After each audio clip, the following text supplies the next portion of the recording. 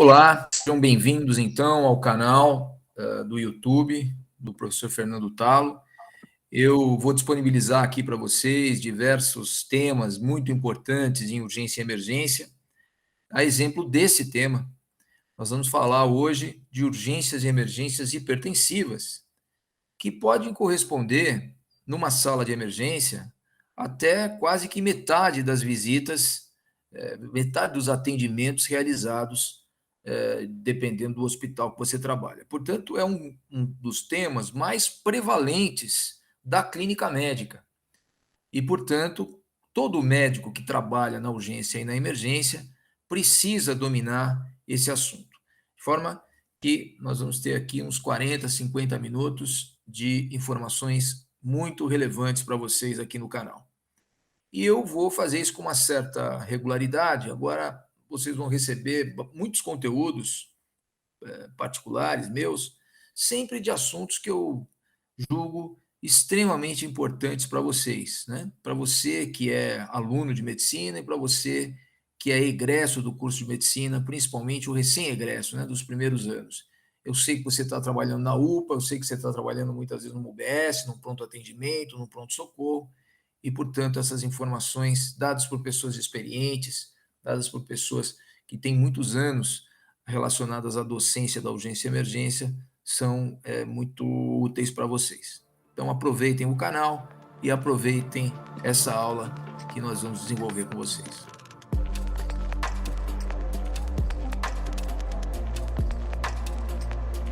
Bom, pessoal, nessa aula nós vamos falar de urgências e emergências hipertensivas. As urgências e emergências hipertensivas, alguns estudos mostram que elas podem ser responsáveis por até metade dos atendimentos, por exemplo, numa sala de emergência. É absolutamente corriqueiro, todos vocês, todos os dias, atendem pacientes hipertensos que se dirigem ao pronto-socorro. O que fazer com essas pessoas? Como é que eu divido as situações clínicas de hipertensão num pronto atendimento, num pronto-socorro, num UBS, enfim, num consultório médico, num ambulatório? Como é que eu divido essas situações de hipertensão e quando que eu as classifico como uma situação de urgência e emergência e o que que eu faço quando eu tenho esse diagnóstico, né? Então é isso que nós vamos conversar hoje. Vamos falar de algumas coisas práticas também relacionadas às urgências e emergências hipertensivas. Portanto, eu considero uma das aulas mais importantes do módulo, dada a prevalência que esse assunto tem na prática clínica. Bem, a nossa primeira discussão é sobre o próprio conceito de hipertensão arterial, que vem mudando nos últimos anos, como vocês acompanharam. Um dia a gente chamou de hipertensão arterial níveis mais elevados de pressão arterial do que a gente chama hoje, né? Outrora era 140/90 e assim por diante.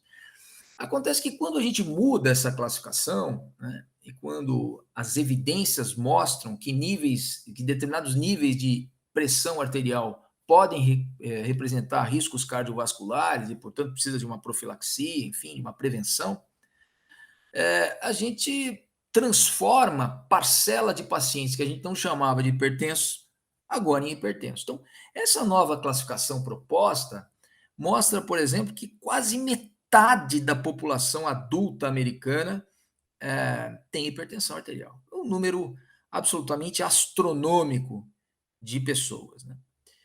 85% deles sabem da doença, né? Então, isso é uma diferença importante em relação a países emergentes, né? Provavelmente, muito provavelmente, ou certamente, esse não é um nível de consciência dos brasileiros em relação ao seu estado relacionado à hipertensão arterial. Então, 85% deles sabem da doença, mas apenas 70% deles estão controlados, ou seja, estão com a sua hipertensão arterial controlada. E aí tem uma série de questões, aderência e tantas outras. De qualquer forma, o que eu quero dizer é que é um dos problemas mais prevalentes da medicina, né? É a hipertensão arterial. E ela é extremamente importante, todos vocês sabem, porque é uma situação que nós podemos controlar, né? Então, é um fator de risco de doenças cardiovasculares, evidentemente, que nós podemos prevenir e controlar. Bom, aí a terminologia do nosso assunto. Então, a terminologia do nosso assunto, ela é discutível, ela é controversa, tá? Eu vou usar uma que é aceita, ou melhor, que é utilizada também por muitos autores, muitos livros e muitos artigos. Mas eu vou comentar um pouquinho dos problemas desse tipo de classificação. Então, a crise hipertensiva, ela poderia ser dividida em duas situações clínicas. Uma que nós vamos chamar de urgências hipertensivas e outra que nós vamos chamar de emergências hipertensivas. E ele tem um valor de corte arbitrário. O valor de corte é que a pressão arterial sistólica seria, através de um aumento agudo, acima, maior ou igual a 180 milímetros de Hg, e a pressão arterial ou a pressão arterial diastólica maior ou igual a 120 milímetros de Hg. Então, esta situação, a princípio, ela caracterizaria uma crise hipertensiva, desde que o aumento seja agudo. E se a gente transformar isso clinicamente em determinadas situações, se a gente identificar gravidade, eu vou falar um pouquinho sobre isso, aí a gente vai dividir a crise em urgência hipertensiva ou emergência hipertensiva. Ou seja, essa situação poderia ocorrer, então, tanto na urgência quanto na emergência hipertensiva. Mas o que divide uma coisa da outra? Qual é a diferença entre uma urgência e uma emergência hipertensiva dentro de uma crise? A diferença é essa daqui, né? A emergência hipertensiva, você precisa ter uma lesão em órgão-alvo. Você precisa identificar um órgão-alvo e identificar que é uma lesão nesse órgão-alvo.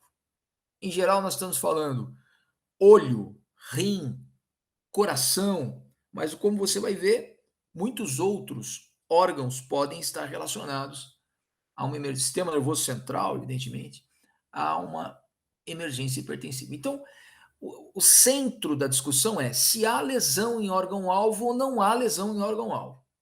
Porque é isso que vai diferenciar uma emergência hipertensiva das outras situações. Termos como urgência hipertensiva são muito interrogados. Há quem não goste do termo, há quem proponha, inclusive, a extinção do termo urgência hipertensiva. Mas o termo emergência hipertensiva ele é mais claro, porque ele se relaciona a um órgão-alvo. Existe uma lesão em vigência, né, em desenvolvimento de um órgão-alvo? Sim. Isso está relacionado com a pressão arterial do paciente? Sim. Então, isso é uma emergência hipertensiva, como nós vamos ver alguns exemplos. Bom, uma vez que é uma emergência hipertensiva, há risco de vida iminente, né? E aí eu preciso, ou potencial risco de vida, eu preciso imediatamente ou nos próximos minutos ou horas diminuir a pressão arterial do paciente. Então, acho que isso define muito bem na cabeça de vocês, esclarece o que é uma emergência hipertensiva. A epidemiologia dela é relativamente importante, né? É 1 a 2 casos para cada 100 mil habitantes ano nos Estados Unidos, né? Se você considerar que são 320 e poucos milhões de habitantes, são muitos e muitos e muitos casos, né? 55 a 60 anos é mais ou menos a idade mais prevalente dessa situação clínica. E aí, como eu falei para vocês, existem estudos que mostram que a prevalência de atendimento na sala de emergência é muito alto. Esse estudo, por exemplo, mostrou uma prevalência lá no pronto-socorro, em que foi nos pronto-socorros que foram feitos o estudo observacional, acima de 45% dos atendimentos da sala de emergência. E há referências em relação a questões raciais associadas à emergência hipertensiva. Então, os afro-americanos, por exemplo, seriam mais propensos às emergências hipertensivas.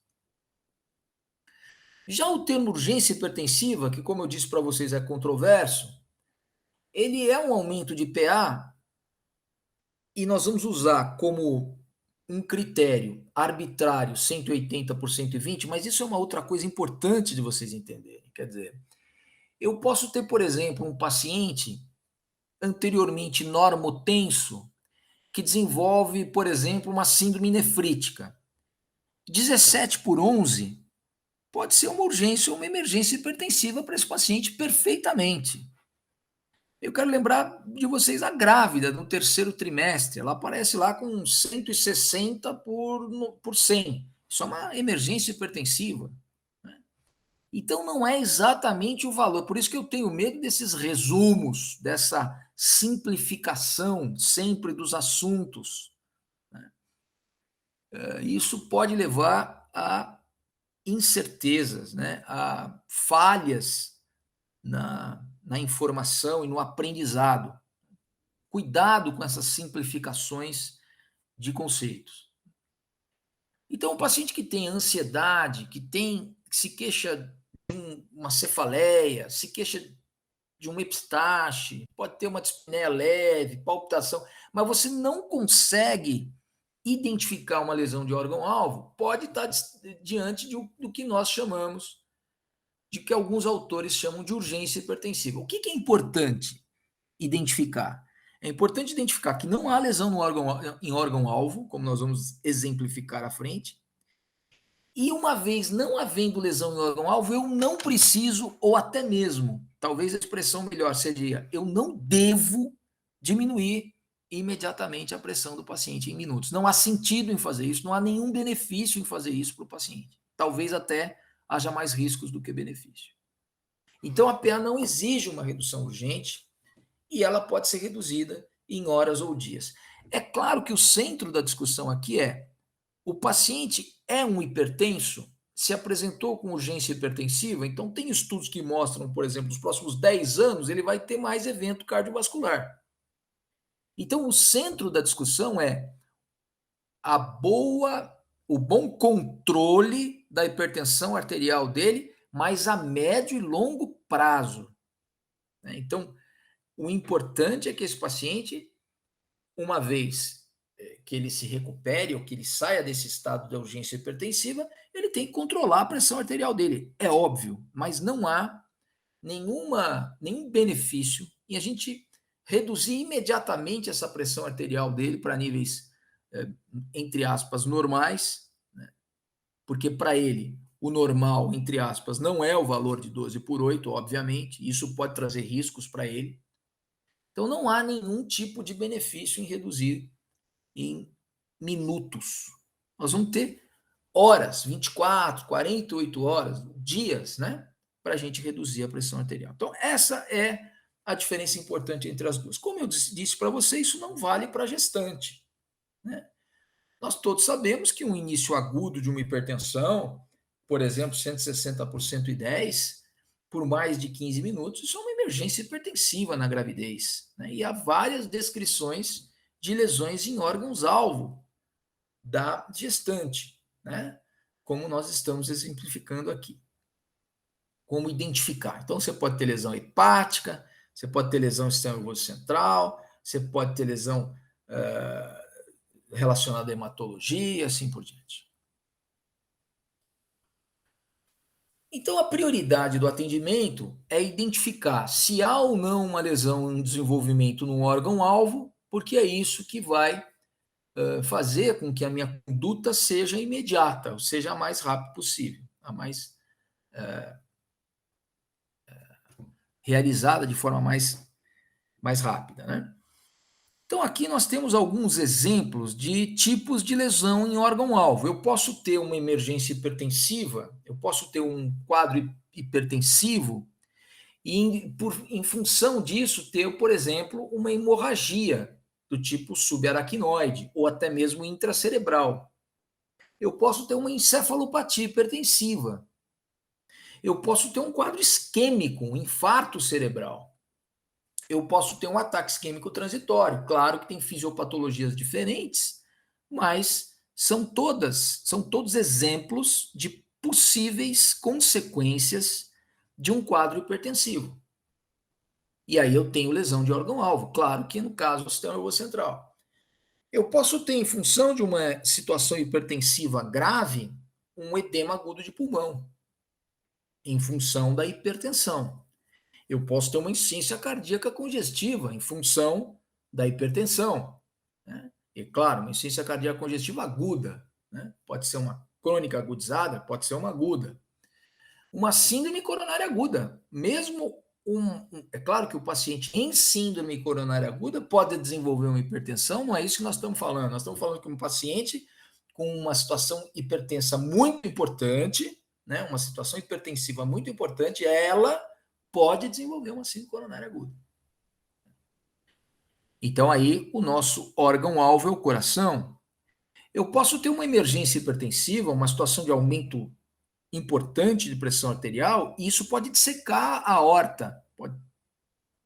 Eu posso, então, ter uma dissecção aguda da aorta. E aí eu tenho uma lesão de órgão-alvo de vaso sanguíneo. Eu posso ter uma lesão renal aguda associada à hipertensão, né? E aí nós temos o rim como vítima. Já falei da gestante. Na retina, o que vai acontecer na retina numa situação de emergência hipertensiva? Eu posso ter papiledema, posso ter um edema generalizado de retina, eu posso ter focos hemorrágicos na retina que mostram que podem se associar, então, podem me revelar uma emergência hipertensiva, e aí, claro, a vítima é a retina. A fisiopatologia da crise hipertensiva, eu quero lembrar aos senhores e às senhoras que PA, a pressão arterial, ela está relacionada com o produto do débito cardíaco com a resistência vascular total. Em geral, o que eleva a PA são alterações da resistência vascular. Em geral, esse é o grande culpado por elevações de pressão arterial. E nós temos uma espécie de um ciclo vicioso. Né? Eu tenho um aumento da pressão intravascular. Em função disso, eu produzo um aumento miogênico, um aumento da resposta miogênica do vaso, aí eu faço vasoconstrição. Aí essa vasoconstrição dá hipoperfusão, então ela provoca uma isquemia relativa. Se eu tenho isquemia relativa, eu aumento hormônios vasoativos. Esses hormônios vasoativos pioram a resistência vascular periférica. O aumento da resistência vascular periférica aumenta a pressão intravascular, que aumenta a resposta miogênica e eu fecho o ciclo. Então, a ideia é tentar quebrar o círculo ou ciclo vicioso que nós temos numa emergência hipertensiva.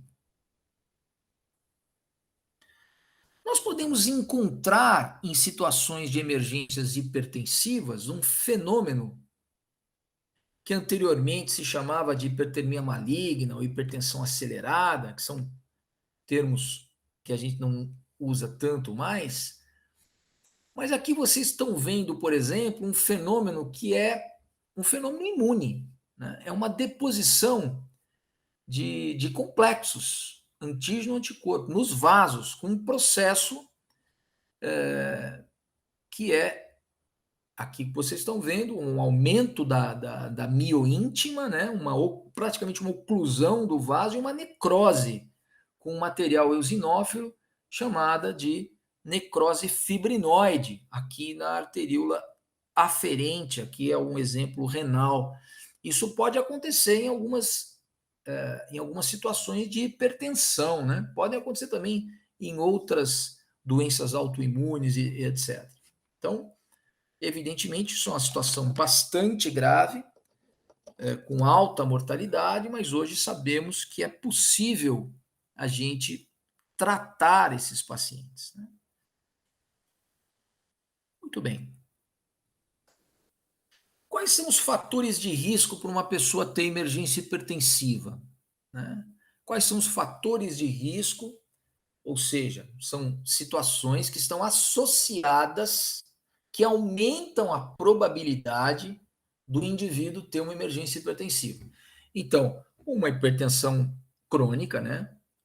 Uma hipertensão já de longa duração, uma hipertensão, uma situação pré ou pós-operatória, uma doença renal, um indivíduo que já tem doença renal, um AVC, um fator de risco para uma emergência hipertensiva, um trauma crânioencefálico, uma paciente com eclâmpsia, intoxicações por cocaína, né, ou drogas similares, que são adrenérgicas, né?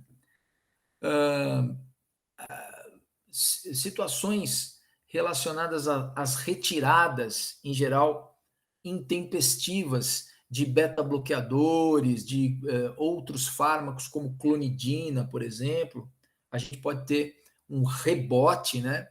E até mesmo uma emergência hipertensiva. Alguns quimioterápicos, principalmente esse grupo aqui, dos fatores de crescimento endoteliais vasculares, e feocromocitoma, né? Os pacientes com feocromocitoma. Aqui são alguns fatores de risco relacionados à emergência hipertensiva. Bom, como é que nós vamos abordar sob o ponto de vista diagnóstico? Eu já falei isso, mas eu acho tão importante que eu vou repetir, né? Então, o importante é avaliar a possível lesão do órgão-alvo. Um paciente com 17/11 pode perfeitamente ter uma lesão de órgão-alvo e ser vítima de uma emergência hipertensiva. Então, o valor é arbitrário. O número 180% ou 180 ou 120 de diastólica é arbitrário. É claro que um paciente que é previamente normotenso, que desenvolve uma situação que provoque uma hipertensão nele, ele é mais propenso a fazer uma lesão de órgão-alvo do que um paciente que já é hipertenso a longa data, que tem limiares diferentes de pressão, né? Então, isso precisa ser, isso você precisa ter em mente, né? Focar em rim, sistema nervoso, coração e o olho também, o fundo de olho também, acho que é muito importante. Eu estou falando do exame físico, né, da história, etc. Se ele consumiu substâncias hiperadrenérgicas, né, nós já falamos, cocaína, etc. Se houve uma descontinuidade abrupta de uma medicação, clonidina, beta-bloqueador, abstinência do álcool. Lembrar que os pacientes etilistas crônicos, né, quando eles têm, por algum motivo, eles entram em abstinência, é comum a hipertensão arterial associada. É um dos critérios do diagnóstico. Usuários de mal com ingesta de alimentos ricos em tiramina, né, podem se associar à hipertensão. E sempre cuidado, claro, com as gestantes. As gestantes, você vai dizer, mas isso daí é o GO que vai ver.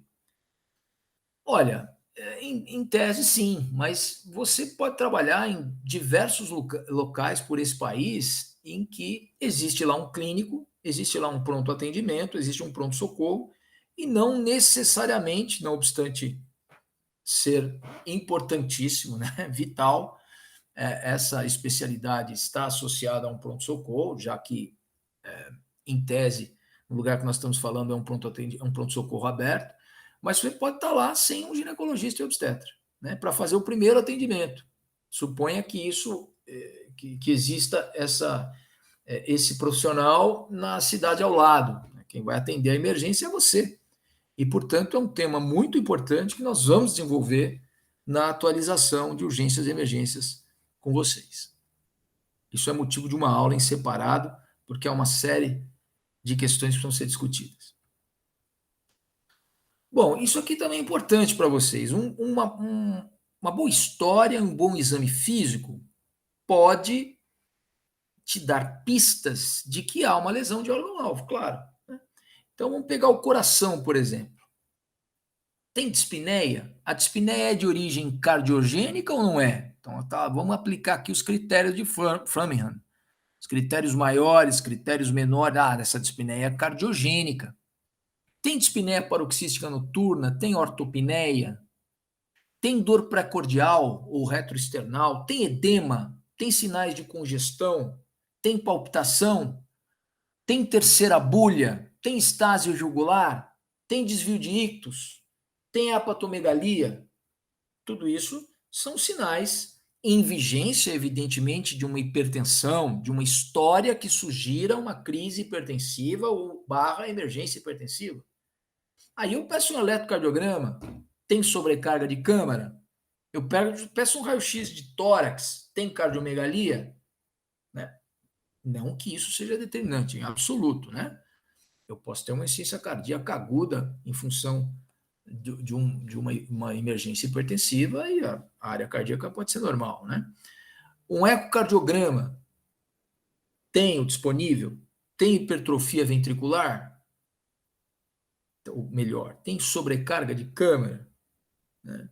Tem disfunção ventricular, ou sistólica ou diastólica? Então, tudo isso vai me ajudar no diagnóstico, né? Da emergência hipertensiva causando uma lesão de órgão-alvo, que aqui no caso é o coração. E o mesmo serve para os outros órgãos e sistemas. Então, se eu pegar o rim, mesma coisa. É uma insuficiência renal aguda? Parece ser. Tem oligúria, tem edema, tem perda de peso, ou seja, uma doença renal crônica em evolução que agora aparece no pronto-socorro como emergência hipertensiva. Tem náuseas, vômitos, tem adinamia, né? Tem edema periorbital, tem de membros inferiores, né? Pode ser uma síndrome nefrítica, por exemplo, né? Então eu vou ver a função renal, vou ver se tem hematúria, né? Vou ver se tem proteinúria, etc. Em sistema nervoso central, por exemplo, né? O sistema nervoso central, nós vamos ver na sequência, é uma encefalopatia hipertensiva, é um acidente vascular cerebral, quer dizer, tem sinal focal, não tem sinal focal, tem alteração no nível de consciência, tem desvio de rima, quer dizer, nós vamos tentar fazer o diagnóstico diferencial que você vai ver que tem importância no caso das emergências hipertensivas no sistema nervoso central. Retina, é muito importante fazer um fundo de olho num quadro em que eu desconfio de uma emergência hipertensiva. Tem hemorragias retinianas, tem papiledema, tem exudatos algodonosos, a gente vai conseguir fazer até mesmo diagnóstico de hipertensão intracraniana, né? E aí, juntando com a história, uma encefalopatia hipertensiva, né? Na aorta, a mesma coisa. Tem um quadro clínico de síndrome aórtica, pode ser uma dissecção aguda da aorta, tenho que lançar mão de exames complementares, mas lembre que uma vez que eu suspeite de uma emergência hipertensiva, eu não posso esperar 2, 3, 4, 5 horas se eu acho que o paciente está dissecando a aorta. Eu vou ter que iniciar imediatamente uma conduta. Então veja que a clínica é sempre soberana. Não existe médico de computador, principalmente na urgência e emergência. A prática é essencial, estar do lado do paciente, ter vivência na sala de emergência, particularmente com pessoas que sabem mais do que você, que podem te ensinar. Não basta ter a informação, é preciso ter a formação, e isso está sendo muito confundido hoje. A informação ela está muito disponível, isso não tem significado, porque se essa informação não for transformada em formação, nós não vamos ter um médico. Nós vamos ter uma pessoa que consulta a internet. Isso não é médico, isso é quase que um leigo. Então, isso precisa ficar claro para você. Você precisa ter cenário de prática para se transformar num médico. Aqui nós temos um resumo muito interessante feito por esse estudo de todos os possíveis órgãos-alvo de uma emergência hipertensiva. Veja que interessante, né? Então, desde face, pescoço, aorta, pulmão, extremidades, rins, coração, olhos, até a bexiga urinária. Então, aqui vocês têm o que vocês precisam perguntar para, eventualmente, descreverem ou terem a descrição do paciente de um possível órgão-alvo, né? Até qual seria a sua avaliação, o que você tem que avaliar, e, na sequência, como que você deve investigar, né? Qual o exame que você deve eventualmente solicitar, etc. Então, achei bastante interessante esse slide. Vamos pegar o coração, por exemplo. Ali ele pergunte há desconforto torácico, há uma referência de dor mandibular, está de irradiação, né? Irradiação para a mandíbula, para o membro superior, ou seja, ele está tentando aqui descrever situações para você tentar identificar uma síndrome coronária, claro. O que você vai avaliar no doente? Tem taquicardia? Tem aumento de área cardíaca, desvio de ictus? Aquilo que a gente falou anteriormente. O que você vai pedir de exame? Vai pedir um eletro. Será que é necessário os marcadores de necrose miocárdica, segundo história e exame físico? Né? Será que é necessário um BNP? Será que um eco é necessário? Então, é assim que você vai trabalhar, claro, de acordo com as suas possibilidades, de acordo com o que você tiver, de acordo com onde você estiver desenvolvendo o seu trabalho. Bom, então, se há ou não controle pressórico prévio, a gente obviamente nunca vai ter certeza absoluta, mas existem vários sinais que podem, exames, sinais, sintomas que o paciente vai descrever, que pode nos revelar alguma coisa sobre a probabilidade do controle pressórico. Então, no fundo de olho, tem exudatos algodonosos, tem estreitamento arteriolar, tem microaneurismas, tem hemorragias, isso é possível, há uma probabilidade disso revelar um mau controle pressórico. Isso daqui não tem valor preditivo de 100%, tá, pessoal? Que fique claro. Mas aumenta a probabilidade, digamos assim. Tem desvio de ictus, tem um ritmo de galope, tem sinais de ciência cardíaca já, tem sobrecarga de câmara cardíaca, no rim tem proteinúria, né? Tem creatinina aumentada, tem sinais de sobrecarga volêmica. Portanto, são situações, sinais sobretudo sinais aqui, mas também você pode investigar sintomas que podem te ajudar a raciocinar se esse paciente tinha o controle pressórico prévio ou não. Bom, quando o sistema nervoso central é um órgão-alvo, a gente já falou que existem várias situações. Pode ser um AVCI, pode ser um AVCH, pode ser uma encefalopatia hipertensiva. Então é importante a gente fazer o diagnóstico diferencial, porque você vai ver que tem diferença no tratamento. Então, tem déficit sensorial? Tem déficit motor? Tem sinal focal? Tem distúrbio de fala? Né? Porque isso revela focos, não é uma coisa generalizada, como seria numa encefalopatia hipertensiva. Isso, obviamente, que aumenta a probabilidade de ser uma coisa, um acidente vascular. Né? Fundo de olho tem papiledema, que nos revela, se for bilateral, com determinados aspectos, um papiledema agudo, né? Uma possibilidade de uma hipertensão intracraniana. Né? Outra possibilidade de eventos hipertensivos graves são as disfunções autonômicas. As disfunções autonômicas, elas podem ser provocadas por exemplo, síndromes. Guillain-Barré é um exemplo. Um Guillain-Barré pode provocar uma disfunção autonômica grave e o paciente se apresentar com uma emergência hipertensiva. Uma lesão de medula espinhal aguda também, igualmente, pode, obviamente, vai provocar uma disfunção autonômica grave e o paciente pode se apresentar com um quadro hipertensivo. Bom, eu acho que nas lesões de órgão-alvo cardiovasculares, a gente tem que ter muita atenção, né? A evolução de várias emergências cardíacas, ciência cardíaca aguda, síndrome coronária, discussão aórtica, pode ser iniciada por uma hipertensão grave, né? Então, e como são situações muito graves, né? Potencialmente fatais, nós precisamos ter muita atenção. Né? Um paciente com um quadro hipertensivo importante, ele está desenvolvendo uma hipertensão, uma insuficiência cardíaca aguda, uma síndrome coronária aguda ou uma síndrome aórtica. Né? Então, isso é muito importante da gente identificar.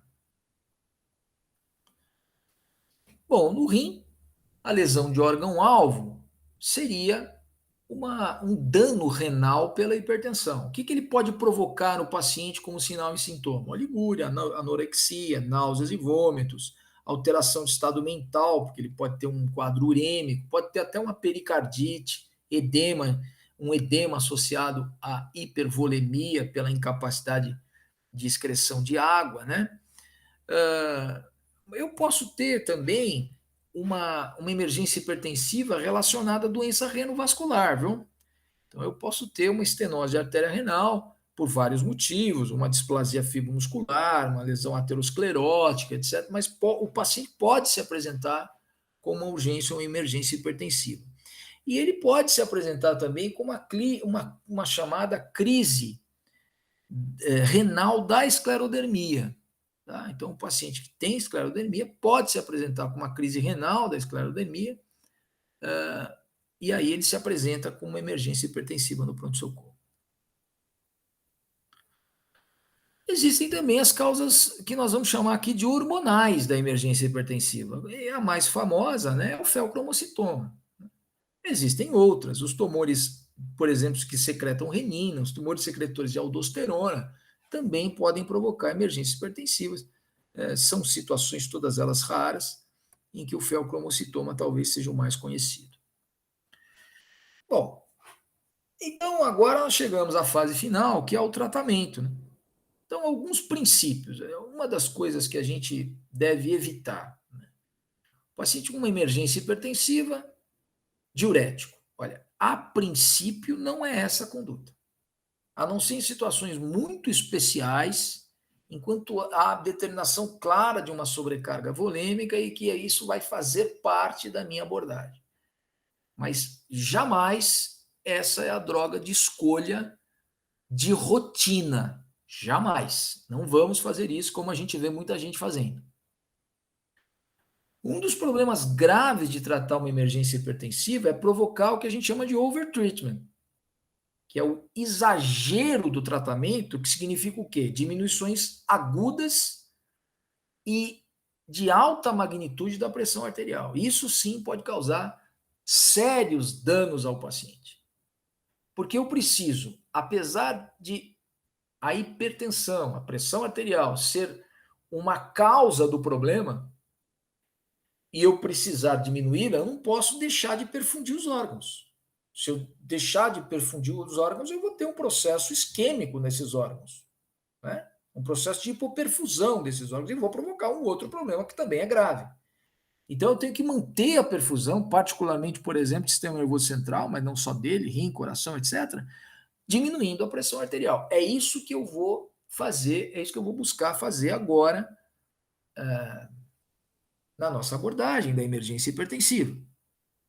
Então veja que esse estudo aqui mostra, por exemplo, que ao longo do tempo, e aí na emergência hipertensiva é muito importante uma linha arterial, uma pressão arterial invasiva, é muito importante que a gente a cada 5 minutos, cada 10 minutos, no máximo, a gente fique observando a pressão arterial do paciente, melhor que seja continuamente, para a gente não provocar o tratamento não suficiente, mas, sobretudo, para a gente não provocar o exagero do tratamento, o tratamento exagerado, o tratamento que vai causar hipotensão relativa no paciente, e isso vai causar sérios danos ao paciente também. Então, isso aqui é um estudo que mostra a dificuldade de se fazer isso, né? Veja que ao longo das horas, você tem situações de pressão arterial que se encontrava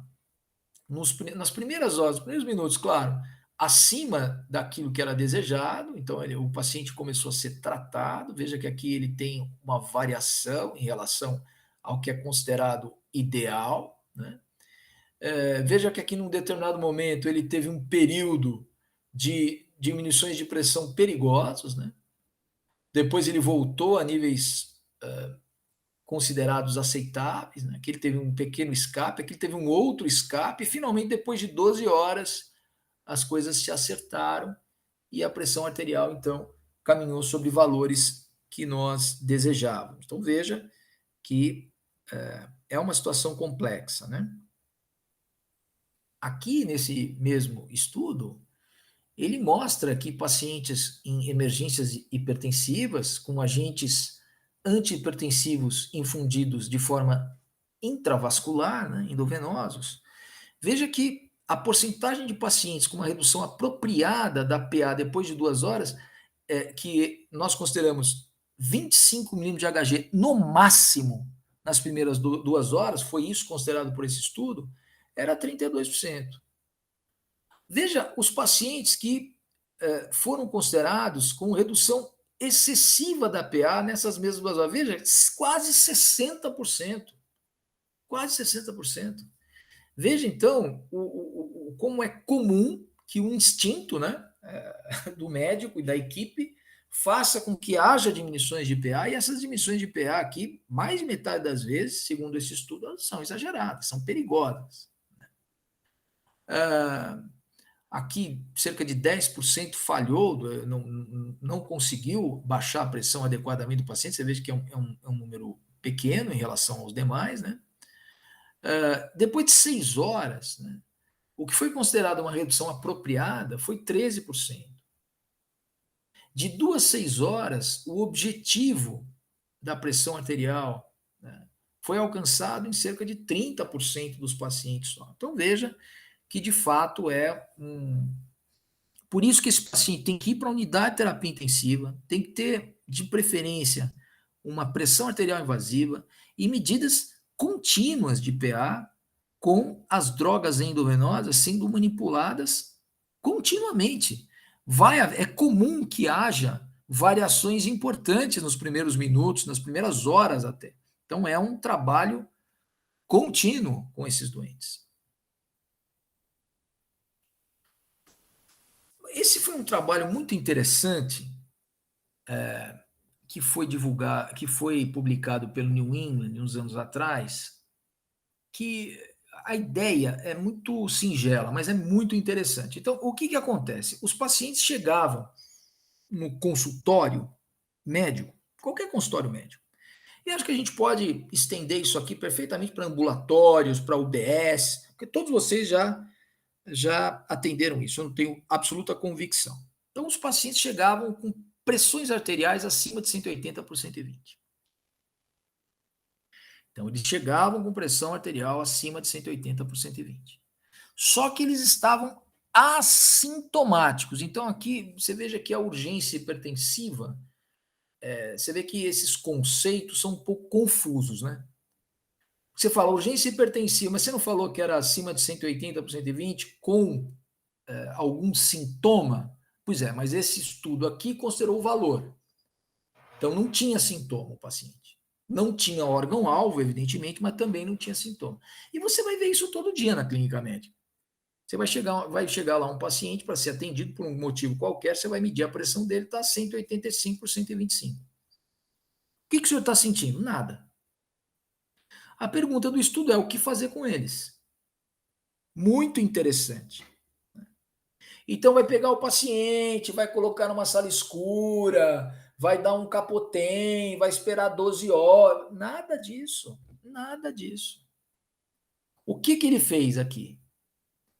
Ele fez o seguinte, foi um estudo de corte retrospectivo.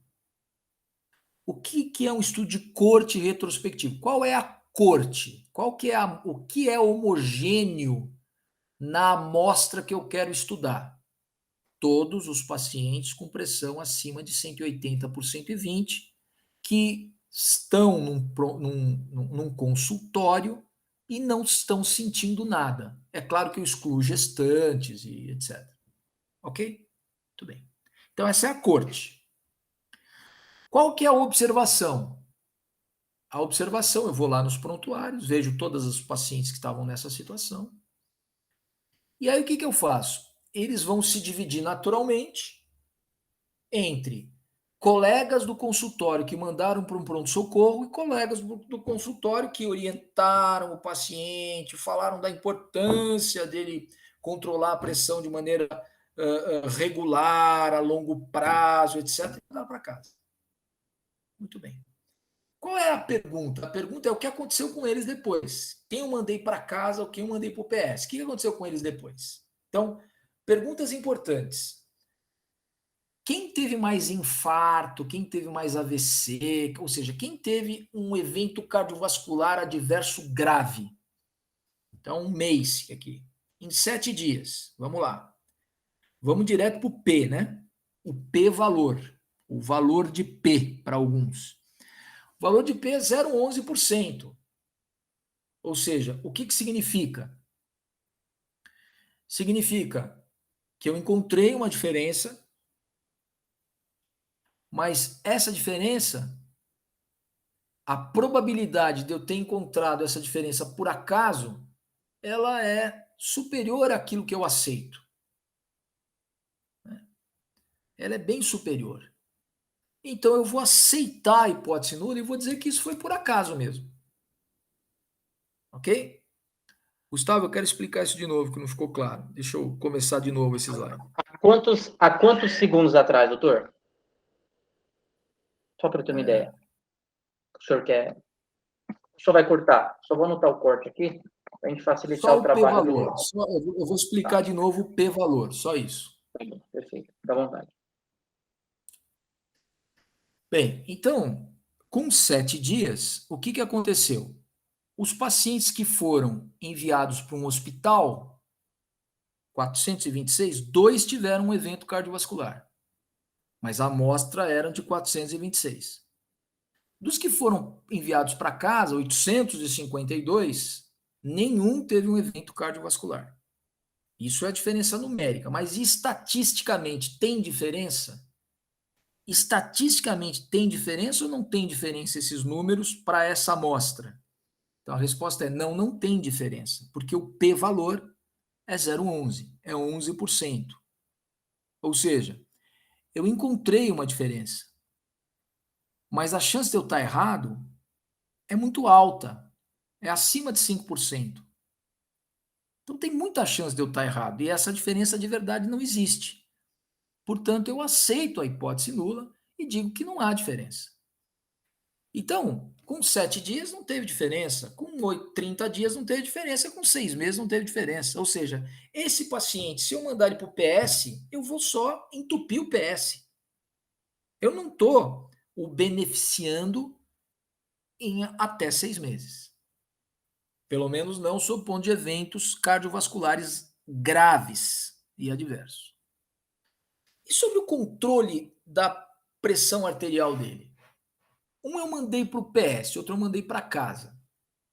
Depois de 6 meses, vamos pegar depois de 6 meses, tem diferença em relação a atualmente a pressão do indivíduo está controlada ou não está controlada? Quer dizer, quem eu mandei para o PS tem mais gente com pressão controlada do que quem eu mandei para casa ou vice-versa? A resposta é não, porque o P é de 0,56. Eu aceito a hipótese nula, não tem diferença. Então, 6 meses depois, ou o sujeito estava hipertenso ou ele não estava hipertenso, e isso nada tem a ver com o fato dele ter ido para o PS ou ter ido para casa. E, finalmente, os pacientes que são admitidos em hospital. Eu peguei essa corte e 30 dias depois eu fui estudar quem foi mais internado. Eu mandei para o hospital, lá para o PS. Foi internado? E aí, por todas as causas. Claro, quando o paciente chega no PS, uma porcentagem deles vai ser internado, não tem dúvida. Então, olha lá, ó, de 8 a 30 dias, eu tive os pacientes que foram para o hospital, em 30 dias, até 30 dias, 11,3% foram internados, por todas as causas. E os pacientes que foram mandados para casa, em até 30 dias, eu tive 6,9% de internação. Quando eu olho para o P é significativo. Eu vou rejeitar a hipótese nula, porque eu encontrei uma diferença e a chance de eu estar errado é pequena. Então eu aceito que existe diferença. Então aqui, de fato, os pacientes são mais internados. Portanto, esse estudo é um estudo muito interessante que mostra que realmente não parece haver vantagem alguma para o paciente.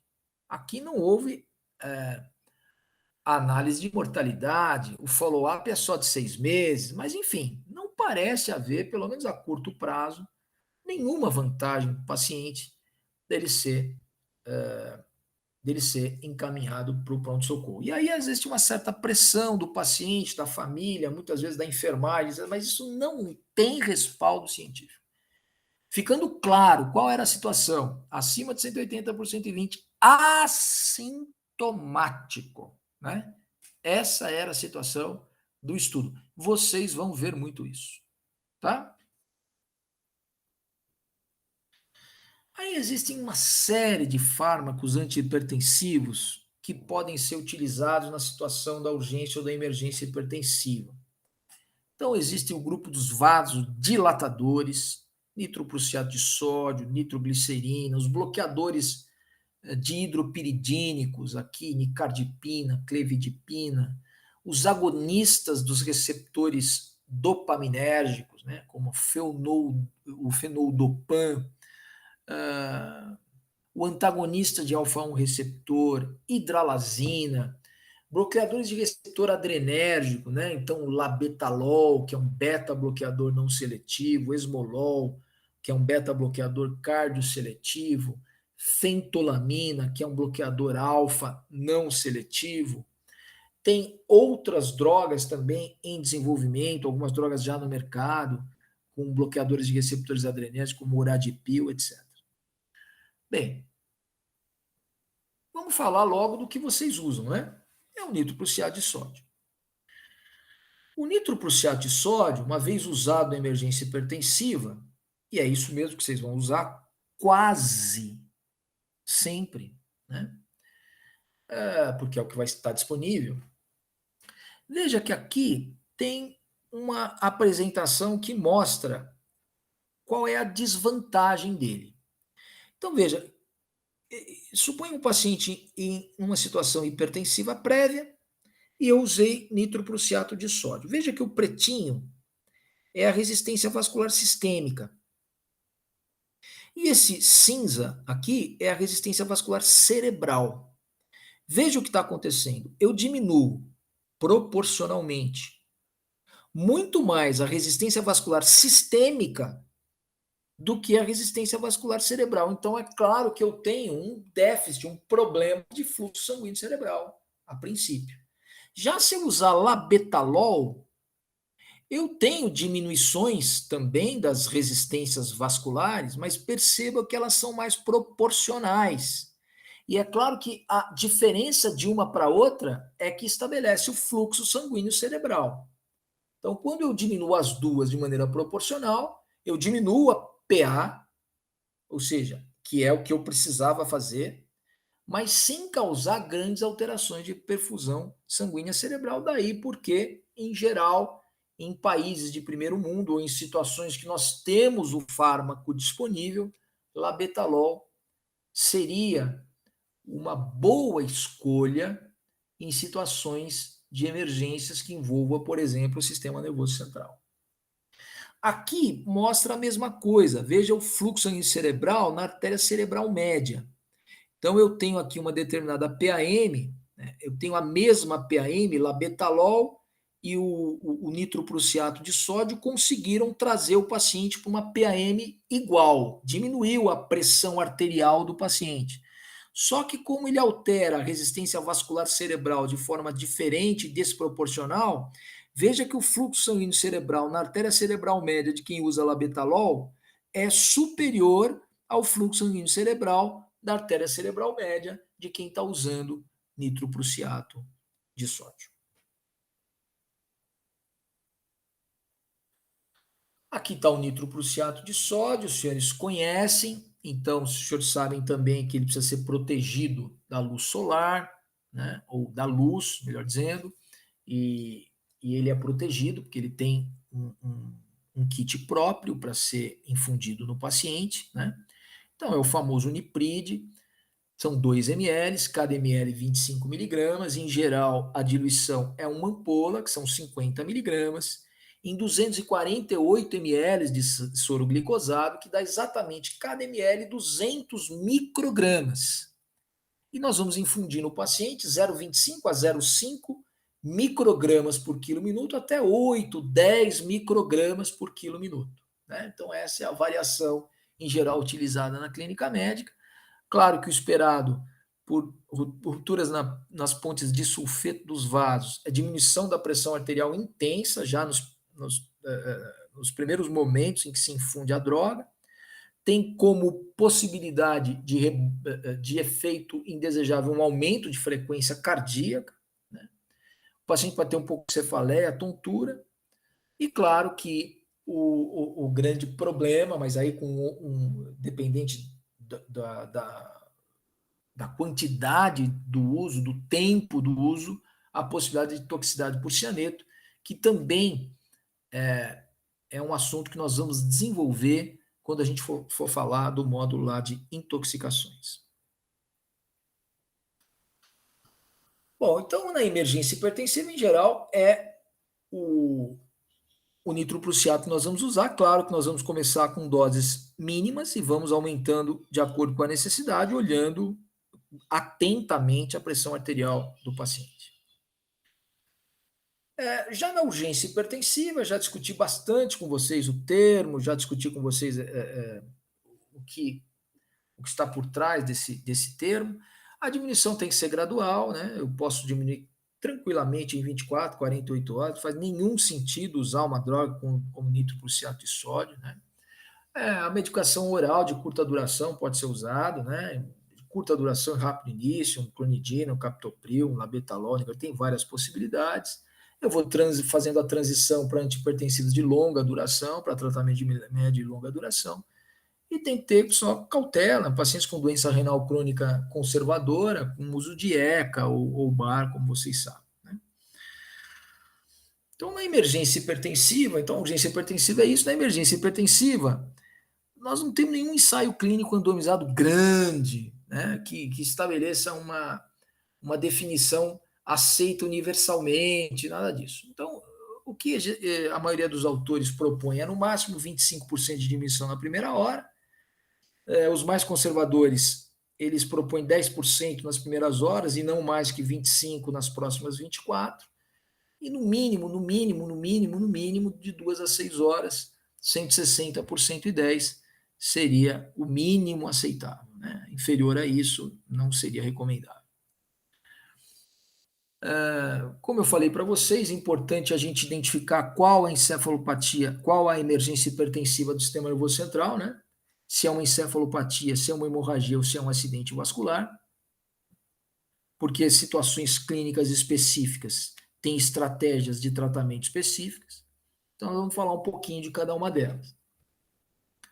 Na encefalopatia hipertensiva, o que está em jogo é a autorregulação. Então, eu tenho uma ruptura da autorregulação e, portanto, eu tenho uma encefalopatia hipertensiva, mas atentem para que a autorregulação, né, ou seja, alterações de PA mantenham o mesmo fluxo sanguíneo cerebral, o paciente hipertenso crônico ele está desviado para a direita. Então, uma PAM de 140, 150 mantém a mesma perfusão para ele. Então, qual é o perigo? Eu diminuir acima de 25% e cair num local em que diminuições de PA são diretamente proporcionais à diminuição de fluxo sanguíneo cerebral. E com isso eu posso fazer processos isquêmicos gravíssimos. Então, daí é que vem esse. E o limiar parece ser 20, 25% da PA existente do paciente. Aqui nós estamos falando de PAM. Por isso, essa é a proposta. Ok? Vem desta fisiopatologia, das curvas de autorregulação que se relacionam ao fluxo sanguíneo cerebral à pressão arterial média. Então, o edema cerebral, principalmente em regiões parietooccipitais, no caso da encefalopatia hipertensiva, é um diagnóstico de exclusão, né?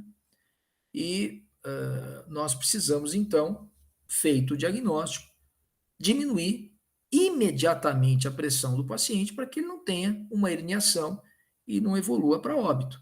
Né? E essa diminuição tem que ser cautelosa, como vocês viram. Existe um fenômeno chamado síndrome de encefalopatia reversível posterior, em que a causa, tem várias causas, a própria encefalopatia hipertensiva pode ser uma causa, os níveis de PA são variáveis, o paciente pode chegar numa encefalopatia, num quadro de emergência hipertensiva, e o que diferencia é que é um edema vasogênico em hemisfério cerebral posterior. E isso, obviamente, vai ser visto lá ressonância, lá na tomografia. Pacientes candidatos a fazer isso são pacientes que imunossuprimidos, que usam ciclosporina, pacientes com determinadas situações clínicas, com púrpuras trombocitopênicas trombóticas, a encefalopatia urêmica pode fazer isso também, mas de qualquer forma, uma vez que seja uma emergência hipertensiva, a nossa atitude, a nossa conduta será a mesma. Depois que nós vamos descobrir através do exame de imagem, que se trata de uma síndrome de encefalopatia reversível posterior. Já se for uma hemorragia intracerebral, a elevação da PA parece estar associada à piora do prognóstico. Então, aqui, o valor de corte seria uma PA sistólica de 200 ou uma PAM de 150. Aí você tem que tratar agressivamente, ou com nicardipina, ou com labetalol, não tenho nada disso. Então, é o famoso nitroprusiato de sódio para baixar a pressão. Monitorar a cada 5 minutos, etc. Ver se tem evidência de hipertensão intracraniana ou não, e ir monitorando o doente. Não dá para deixar uma hemorragia intracerebral com pressões arteriais muito, muito altas. E aí o corte aqui seria em torno de 200 de sistólica ou 150 de PAM. Valores abaixo disso são altamente discutíveis, não parecem ter grandes benefícios a gente causar modificações. Então, o Interact 2 Trial, que é um estudo que foi publicado no New England há uns anos atrás, pegou lá quase 3 mil pacientes com hemorragia intracerebral, tá? Bom, esses pacientes, eles foram randomizados. Um grupo, ele recebeu um tratamento intensivo para diminuir a pressão arterial sistólica e mantê-la em níveis inferiores a 140. E o outro grupo recebeu tratamentos, mas para manter pressões arteriais sistólicas acima de 160. Tá? Então, quando a gente compara os dois grupos, não parece ter diferença em, por exemplo, mortalidade, não parece ter grandes diferenças na escala de ranking. Então, resumindo, não parece ter grandes benefícios, diminuições de pressões arteriais severas quando o paciente tem hemorragia intracerebral. Agora, se a pressão arterial sistólica dele, ou a PM, estiver muito elevada, aí sim, vale a pena diminuir, mas não há necessidade de valores, por exemplo, inferiores a 160. Não parece haver benefício. Isso é discutível. Esse outro estudo aqui, por exemplo, ele mostra o seguinte: se o AVC foi hemorrágico, o que ele propõe? Se a sistólica tiver entre 150 a 220, sem contraindicação para tratamento, uma redução aguda de PA para até 140. Se a pressão sistólica estiver acima de 220, uma redução agressiva de PA com infusão contínua e monitorização frequente de PA. Você veja que isso é um estudo publicado em 2018, que mostra uma certa controvérsia de opiniões no que fazer no AVC hemorrágico. Aqui, inclusive, valores de PA sistólica um pouco diferentes do que eu falei para vocês. Então, eu acho que o que deve ficar para vocês é o seguinte: níveis de PA sistólica acima de 200 ou níveis de PAM acima de 150, você, a princípio, deveria diminuir um pouco esta pressão, mas não para valores inferiores a 160, porque aquele estudo, que é um estudo importante, mostra que não teve diferença entre 140 e 160. Talvez você até corra um pouco mais de risco, provocar uma hipoperfusão, do que valores superiores a 160, sem grandes aumentos do sangramento, né? Então, acho que essa fica como conduta combinada entre nós. Outra situação é a dissecção aguda de aorta. Isso também muda completamente, porque aí a diminuição da pressão tem que ser muito agressiva, porque senão o doente morre. Vai dissecar a aorta e o paciente vai continuar a dissecção e o paciente morre. Então, a PA que é universalmente aceita é abaixo de 120. Agora, não só a PA tem que ser diminuída, e aqui tem um engano, deixa eu só corrigir aqui não é PA, aqui é frequência cardíaca. Não só a PA tem que ser diminuída, mas sobretudo a frequência cardíaca, porque o pulso também se relaciona intimamente à dissecção. Portanto, uma droga que diminui pressão, diminui frequência cardíaca é o beta-bloqueador. Então, aqui de novo, o beta-bloqueador que você tiver, esmolol, metoprolol, labetalol, o que você tiver, né? Evidentemente, algumas coisas não estão disponíveis no Brasil. Então, você vai usar um beta-bloqueador, vai beta-bloquear o paciente e diminuir a pressão dele. Se não conseguir diminuir só com o beta-bloqueador, você associa alguma coisa, por exemplo, um bloqueador de canal de cálcio, alguma coisa que diminua a pressão do paciente abaixo de 120 de sistólica e mantenha uma frequência cardíaca diminuída. Outra coisa que muda também é o AVCI na janela. Se eu tiver um AVCI na janela com pressões elevadas, vocês sabem que eu só posso usar o fibrinolítico se a PA do paciente for menor ou igual a 185 por 110. E depois eu tenho que manter essa PA nas próximas 24 horas também em níveis inferiores a 185 por 105. Né? Agora, se não tiver fibrinolítico, ou seja, se o paciente não estiver na janela, ou eu não tiver fibrinolítico disponível, e o paciente tiver, por exemplo, 20 por 11 de pressão, a conduta é não fazer nada. Porque pressões arteriais, particularmente as sistólicas, entre 140 a 220, diminuí-las neste intervalo não trouxe nenhum benefício para o paciente. Ao contrário, o que talvez possa acontecer é um risco de aumentar a isquêmica. Bom, outros diagnósticos diferenciais para emergências hipertensivas, a hipertensão renovascular, que eu falei rapidamente, a crise renal esclerodérmica, que eu falei também rapidamente. Essas duas situações podem aparecer no PS como emergência hipertensiva. O feocromocitoma pode aparecer no PS como emergência hipertensiva e as situações de abuso de cocaína, um adrenérgico ou outros semelhantes também podem aparecer no PS como uma urgência e emergência hipertensiva.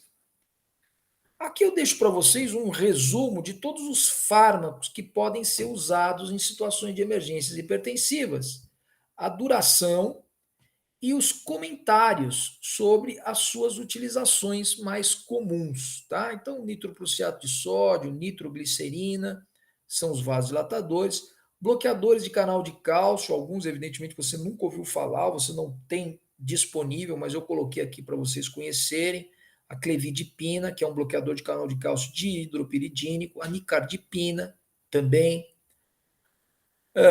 Aqui um agonista de dopamina, que é o fenoldopan, que é um vasodilatador através desse fenômeno. Ele faz ele gruda ao receptor de dopamina, o DA1, e consegue fazer vasodilatação, né? Território renal principalmente.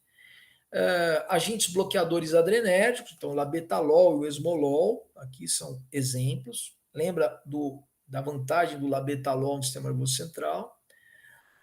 O labetalol, na verdade, é um bloqueador beta e alfa adrenérgico, então ele também tem um efeito alfa, um bloqueador, ele também bloqueia o receptor alfa-1. Outros agentes, como hidralazina, fentolamina, são agentes, a fentolamina aqui no caso, é um agente que a gente usa bastante, que a gente pode usar no feocromocitoma. Por quê? Porque a fentolamina é um antagonista competitivo, ou seja, ele gruda no receptor e não deixa o agonista próprio grudar, então ele impede a ação do receptor alfa, né? Então, por isso ele é muito útil na emergência em uso endovenoso. Você pode usar 1 miligrama por minuto para corrigir a crise grave do fel. Eu não tenho isso. Então é o velho nitroprusiato de sódio e depois você vai tentar usar um alfa, um antagonista alfa oral. Tá? Aqui a fenoxibenzamina também é um exemplo, também, e tem a sua apresentação oral, mas ele é não competitivo, não seletivo, é mais de ação longa, então não é usado tanto numa situação de emergência. Muito bem, pessoal. Então, com isso, a gente conversou com vocês sobre as urgências e emergências hipertensivas, né, que é o primeiro assunto, um dos assuntos mais importantes da cardiologia, ok? Até a próxima aula, pessoal. Até logo.